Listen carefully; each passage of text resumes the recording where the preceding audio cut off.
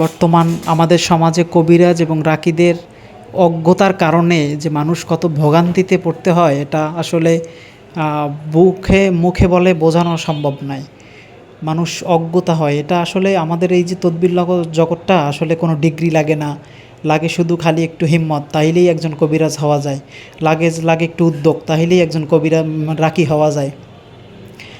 অভিজ্ঞতা ছাড়া যে রাকি এই যে রুগীটা আপনারা দেখতে পাচ্ছেন দীর্ঘ অনেক জায়গা, প্রায় ওদের ভাষ্যমত অনুযায়ী 16 জায়গা দেখানো হয়েছে। 16 জায়গা দেখানোর পর ওরা সব ম্যাক্সিমাম 16 জনই রাকি কবিরাজ সবাই মিলে বলছে ওকে জিদিন জাদু করছে, বদনজর করছে, হাসাত করছে, ব্ল্যাক ম্যাজিক করছে, তো কবরে তাবিজ করছে, এই যে নদীতে তাবিজ, এই যে তারার মধ্যে তাবিজ, এইগুলা। ছেলেটা আসলে কথা বলতে পারে না। এখন কেন কথা বলতে পারে না? কথা বলা সমস্যা বলতেই যে ব্ল্যাক ম্যাজিক, জিন, জাদুটোনা, বানসের এগুলো এমনটা তো না। আমরা পরীক্ষা করছি, দেখি ওর জন্ম থেকে এখন পর্যন্ত জিন ধরেই নাই, ব্ল্যাক ম্যাজিকই হয় নাই।